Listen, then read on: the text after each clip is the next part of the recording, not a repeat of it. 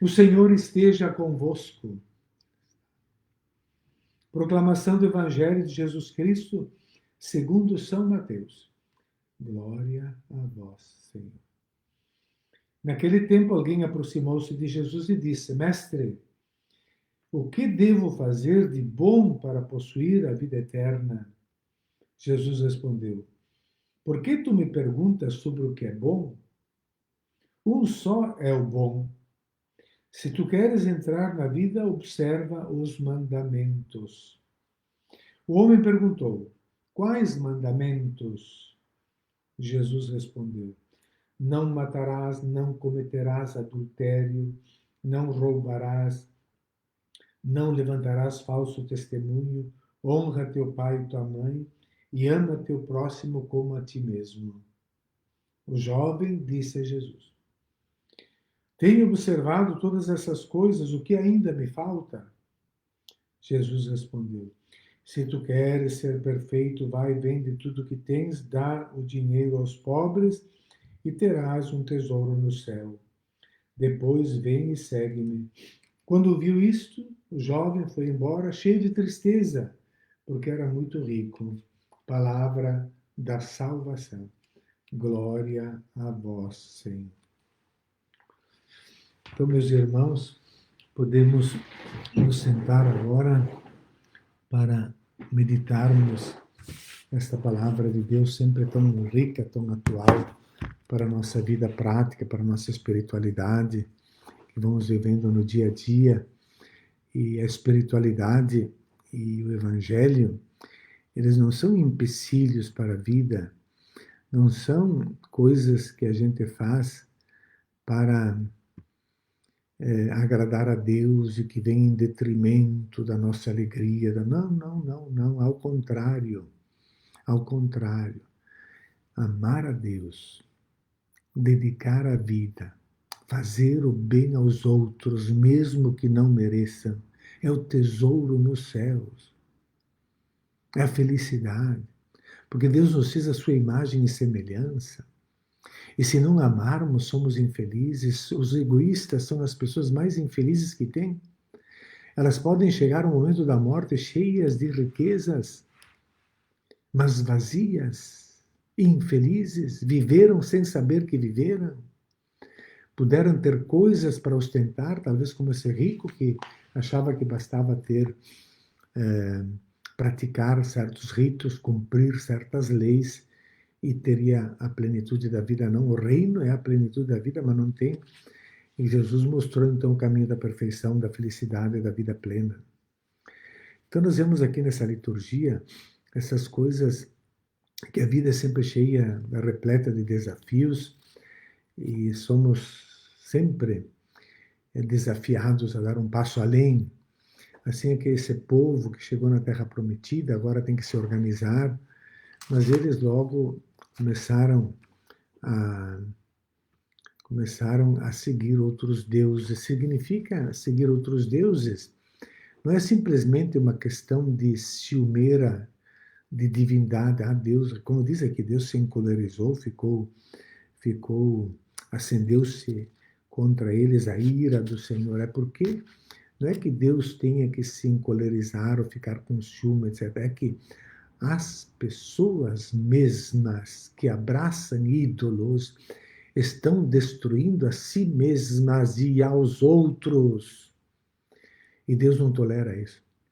Claro que naquele tempo eles liam isso como se fosse um castigo do pecado de ter adorado a divindade. Mas é que na medida que você se agarra ao ídolo, você se agarra ao poder, ao dinheiro, à riqueza, como um ídolo, como a razão da sua vida, você está destruindo a sua vida e a vida dos outros. E não é propriamente um castigo de Deus, seria uma blasfêmia dizer isso. Deus na infinita misericórdia. Mas eles liam assim, naquele tempo, com a compreensão que eles tinham de Deus, né? Um castigo de Deus porque nós o traímos. É que a traição a Deus nos leva à desgraça, à derrota, ao desmoronamento. Especialmente nos tempos de hoje, que parece que se divulga se difunde exatamente o contrário, né? Que é preciso ser desonesto para conseguir as coisas. Não é o caminho, não é o caminho. Então, claro, aí nos juízes, então, toda essa trama que vai sendo narrada, e o povo com juízes porque não querem, não ter um rei, os juízes são suscitados na hora da necessidade, depois voltam para os seus trabalhos, para as suas famílias, para o seu lugar, né? São lideranças carismáticas, que têm o carisma, que têm o dom de Deus para ajudar a sair daquela situação, a superar aquela situação, mas não são cargos institucionais para, para se lucupetrar, se encher, se aproveitar dos outros, não. Eram eleitos, escolhidos para isso, né? Por isso, quando nós rezamos lembrai-vos de nós no Salmo, lembrai-vos de nós, o Senhor, na verdade também isso parece uma coisa, quase uma blasfêmia, porque como é que nós podemos dizer para Deus lembrar-se? Será que é Ele que esquece? Ou somos nós que esquecemos? Nós que deixamos de lado os mandamentos? Quem é que se esquece? Né? Mas o fato de rezarmos, os hebreus que rezavam esse salmo, era um grito de socorro, socorro, Senhor. Lembra-te de nós. É um grito de socorro. Porque quem tem que se lembrar somos nós. Né? E esse salmo vai mostrando, né, como o povo quer sempre se apegar aos ídolos. Então, nada de complexo de inferioridade, pensar que o brasileiro é o pior povo do mundo, não é. Somos todos iguais. Eu já morei em outros países, né? A ganância, o apego às coisas é igual. O que falta no Brasil são instituições mais sérias e um Estado mais voltado para a sua função. É isso que falta, né? Então, claro, vai descrevendo esses ídolos que nós nos apegamos também na família, né? E ensinamos os filhos a pegar-se aos ídolos e não a Deus, e não à verdade, e não ao amor, e não à bondade. Então, claro, nós temos esse jovem que representa alguém que está buscando a plenitude e a felicidade, como toda a humanidade, né? Este começa dizendo alguém, depois diz o homem, e o homem perguntou quais mandamentos, né? E no fim Jesus diz, no fim o evangelho, o jovem disse, tem observar. Então, um jovem, né, que está procurando a vida. Né? São os grandes desafios, né? E claro que Jesus aponta o caminho. O primeiro passo é a observância dos mandamentos. Não tem outro, né? É a observância dos mandamentos. E claro que isso também não é suficiente se há uma observância externa, que, aliás, é o que nos move muitas vezes. Mas a observância externa é muito importante, ela é fundamental. Não se pode suprimi-la, tem que haver, tem que existir observância externa, cumprir os mandamentos, cumprir os ritos. Não é que basta, então, eu no meu coração, eu gosto de Deus, eu gosto da missa, e isso que importa, não preciso ir. Não. Isso são mecanismos que usamos para nos justificar na preguiça e no descompromisso. Somos egoístas e não observantes. Mas também só observar externamente, sem sentir com o coração, não basta. Por isso Jesus fez essa proposta de, de, de desapego, de libertação total para esse jovem, né? Para que possa aderir de todo o coração ao projeto de Deus. E não só parte, não só em parte, mas totalmente, colocar-se a serviço. Somos a imagem de Deus, dizia no início. Por isso que é importante, né? Então, meus irmãos e irmãs, meditando essa palavra, né?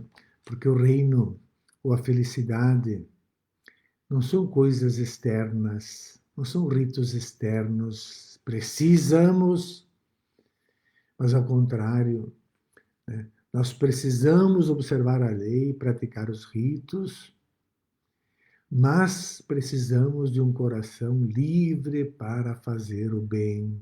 Se somos escravos dessas coisas, os ritos em si só não nos salvam. Então, um coração livre sabe viver, desapegado, não se agarra a esses ídolos, né? Então, termos um coração livre, gratidão, gratidão a todos e a tudo, gratidão aos familiares, aos amigos, à comunidade. E partilha tantas pessoas necessitadas, né? Porque um coração fechado, um egoísta, é sempre muito infeliz. Então aqui nós vemos, né, que um jovem, como vimos, né, dono de muitos bens, consulta Jesus para entrar na vida e herdar a vida eterna, ser salvo, o reino de Deus, o reino dos céus. Então precisamos praticar os mandamentos. E esse jovem se sente ainda inadequado, incompleto. O que mais me falta? Um passo a mais, um passo de qualidade, um salto de qualidade. E Jesus vem com a radicalidade de um amor total, estar totalmente disponível para o reino dos céus, trabalhar pelo reino dos céus, pelo reino de Deus, pela justiça nesse mundo. Mas ele não conseguiu dar esse passo, como nós também não conseguimos, né?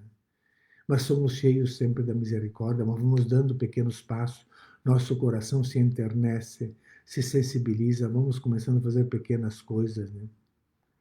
Porque se a riqueza dominar o coração, vai ser infeliz, por mais rico que seja, vai ser pobre. E nunca vai ser capaz de se desfazer de nada, né? Então vamos pedir ao Senhor para que nos ajude a passar da mera observância ao caminho de perfeição em vista do reino de Deus. Que Ele nos livre do apego a tantas coisas, da posse em tantas coisas, do domínio em tantas coisas, né? Que podem ser materiais ou não, podem ser bens, podem ser pessoas, podem ser status, pode ser ostentação, pode ser tanta coisa, né? Mas que busquemos a Deus, sejamos solidários. Esse é o tesouro da vida, né? E que todos nós aprendamos a não ir embora e também não nos educarmos para a tristeza de ir embora sem encontrar o verdadeiro amor da vida que é o Senhor. Irmãos e irmãs, com este evangelho, com essa palavra tão rica, vamos fazer o nosso ofertório.